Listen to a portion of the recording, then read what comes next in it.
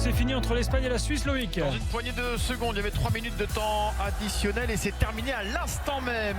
Match nul donc pour les Espagnols face aux Suisses, un partout. But d'Odriozola pour les Espagnols, égalisation de Ricardo Rodriguez. On rappelle le groupe de l'Espagne, groupe B, Portugal, Maroc, Iran. Pour les Espagnols qui défieront en premier les Portugais le 15 juin et la Suisse, gros morceau, Brésil, Costa Rica, Serbie avec les Brésiliens en premier le 17 juin. Un partout, score final.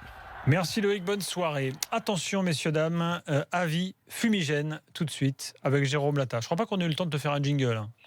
Tu vois, parce que bon, c'est pas grave. C'est pas grave, donc pas de jingle Jérôme Lata. On aurait pu mettre un petit bruit de fumigène craqué, ça fait un pshhh. Jingle Lata. Pshhh.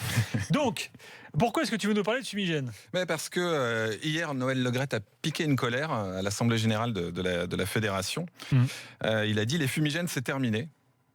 Et il a dit, je demande à la Ligue dès la rentrée d'interdire complètement les fumigènes. Alors, ce qui est déjà le cas. Ils sont déjà interdits. Ouais. Donc interdire complètement, je ne sais pas comment on fait. Et puis je ne sais pas comment on interdit quelque chose qui de toute façon est d'usage courant. Donc là, je pense qu'il prend pas le problème par le bon bout. Il a dit aussi, un patron de club est un patron et son stade doit être propre, vierge de cris racistes. On ne voit pas le rapport avec les fumigènes. Ouais. Mais lui, il fait quand même l'amalgame, puisqu'il poursuit en disant, tout ce qui est fumigène, si on en voit un, je vous donne ma parole d'honneur que la Fédération française prendra le dossier en main, quels que soient les textes. Alors là, il dit, en gros, donc il outrepasse le... Oui, voilà, il va faire ses propres textes. On sait qu'il s'arrangeait déjà à la fédération avec les règlements sur les agents, par exemple. Vous savez, dans Cache Investigation, il y avait eu cette phrase, oui, non, mais il est sympa, lui, en parlant d'un agent qui avait été condamné, qui n'aurait pas dû exercer. Voilà, prendra le dossier en main, quels que soient les textes, et ajoutera peut-être des pertes de points. Alors on sait que les retraits de points, c'est ce qu'il y a de moins populaire, c'est ce qu'il y a de moins, ce qui est plus impossible à gérer en termes de sanctions, sachant qu'aujourd'hui, c'est débile, quoi. Les sanctions qui sont prises, c'est des sanctions collectives. Là aussi, sur le fond, si on parle de droit, c'est extrêmement problématique. C'est complètement inefficace. On a eu un record cette année, cette saison de huis clos partiels, de tribunes fermées, de parquages fermés, d'interdiction de déplacement. Ça, c'est plus le fait des préfets que de la Fédé, faut le préciser. Oui. Alors, il y a une co-responsabilité dans l'histoire. Mais le fait est que les fumigènes cristallisent vraiment toutes les tensions entre les supporters et les clubs, les instances. Et c'est aussi le discours de la Ligue.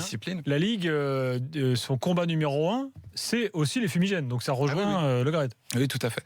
Et alors donc la crispation est totale, c'est-à-dire que d'un côté on en fait un espèce de casus belli de la part des instances, et de l'autre côté de la part des ultras, ça devient de plus en plus une sorte de levier de provocation, de mobilisation et d'affichage de leur volonté de lutter contre non pas seulement la répression des fumigènes, mais la répression globale dont ils sont l'objet, parce qu'avec cette volonté en fait du football français, des autorités, des pouvoirs publics, des forces de l'ordre, des préfets qui interdisent les déplacements notamment, il y a une volonté de ne pas gérer les supporters. C'est-à-dire que des déplacements qui sont possibles et qui se passent très bien dans la plupart des pays de football, on préfère les annuler. On préfère les annuler, on préfère ne pas gérer le problème. Bien et après, on se retrouve à devoir gérer une finale de Coupe d'Europe comme à Lyon, et on s'en fait une montagne où on a vu lors de l'Euro 2016 qu'il y avait une certaine impréparation de la part des forces de l'ordre, avec des doctrines de maintien de l'ordre qui n'étaient pas du tout adaptées à la gestion de nombreux supporters en déplacement.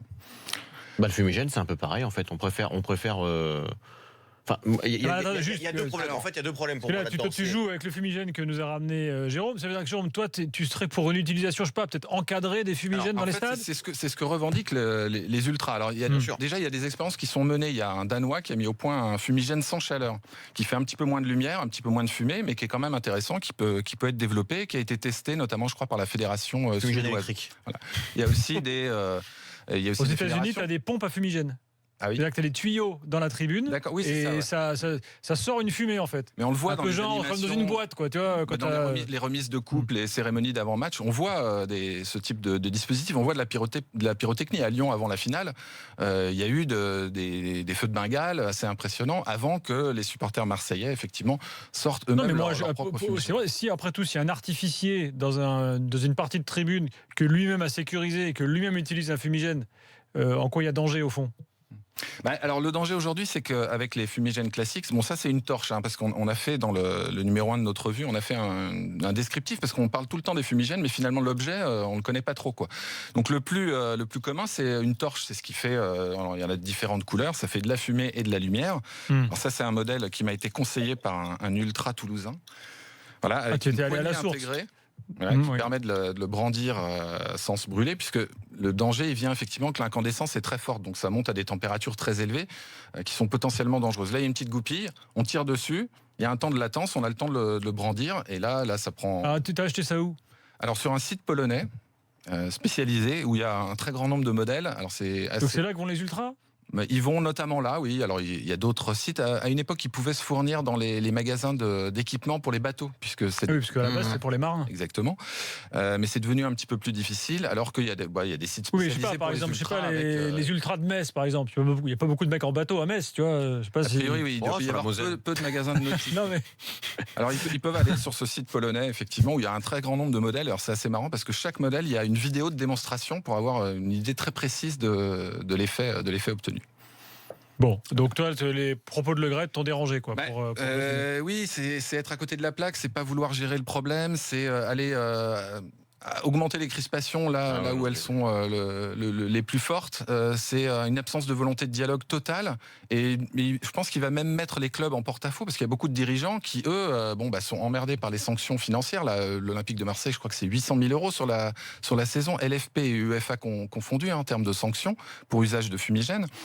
Alors que il y a des marges de négociation, un usage encadré, sécurisé, des fumigènes sans chaleur, il y a de quoi négocier, il y a de quoi renouer le dialogue, un dialogue qui d'ailleurs là le dialogue est totalement rejeté et par la Ligue et par la Fédé. C'est très paradoxal parce qu'il y a des messages très contradictoires. Il y a un nouveau directeur de la Direction nationale de la lutte contre le hooliganisme qui a affiché, contrairement à son prédécesseur, une volonté de dialoguer avec les ultras, au travers notamment de l'INS, l'instance nationale du supporterisme, qui est un lieu de dialogue où il se passe des choses intéressantes, où on aborde les problèmes rationnellement, sans gesticulation et sans volonté d'aggraver les choses. Donc dans ce sens-là, ça va plutôt bien. Il y a également Nathalie Bois de la Tour qui a eu des déclarations plutôt positives dans ce sens-là.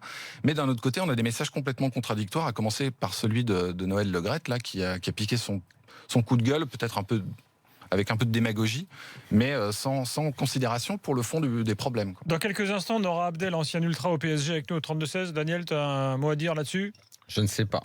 Très bien. Je ne sais pas, ça me laisse perplexe. Moi, il y a deux choses. J'aimerais et en même temps, je ne sais pas. Je trouve ça bien et pas bien. Je n'arrive pas à avoir une idée. Là, tu parles de l'utilisation des fumigènes. Oui, de l'utilisation. Tu parles pas des propos de Noël Le Graët. Ah non, le propos de Noël Le Graët, moi je l'écoute plus depuis longtemps, Noël Le Graët. Moi, il y a deux choses là-dedans qui me dérangent. Et là, c'est qu'on interdise purement et simplement le fumigène, alors que moi, quand j'étais joueur, j'ai adoré ça. Donc, alors, effectivement, il faut l'encadrer, il faut le faire bien pour éviter tout ce qui peut y avoir de négatif dans l'utilisation de les dangers, quoi. Voilà, tous les dangers qu'il peut y avoir liés à ça. Alors ça va peut-être un petit peu aseptiser le truc, mais au moins il y en aura toujours, parce que moi je trouve que le bruit, la couleur, les chants, ça fait partie d'une belle ambiance dans un stade. Et puis c'est utilisé dans les bandes annonces promotionnelles des diffuseurs ou même de la Ligue. Oui, c'est un argument qui revient souvent dans la bouche des ultras. Moi, les propos de M. Le Graët me dérangent déjà pour ça. Et puis ce qui me dérange aussi, moi, c'est que maintenant on va, en plus de sanctionner financièrement des clubs, on va leur enlever des points. Alors là, c'est extraordinaire. Si on commence à enlever des points à des clubs, on n'y arrivera jamais. Non, mais c'est pour prouver la bêtise, parce que tu sais quoi, à ce moment-là, les ultras parisiens vont envoyer 3 ou 4 mecs avec des fumigènes dans les tribunes adverses pour qu'on enlève des points. Si on veut fausser un championnat, on s'y prend pas autrement. Enfin, c'est dans juste quelques instants, la fin de ce débat avec Abdel, et puis on parlera des cahiers du foot. Vous saurez tout sur l'Angleterre, sur la Belgique, sur l'Allemagne ce soir, plus le quiz, c'est l'after jusqu'à midi. À tout de suite.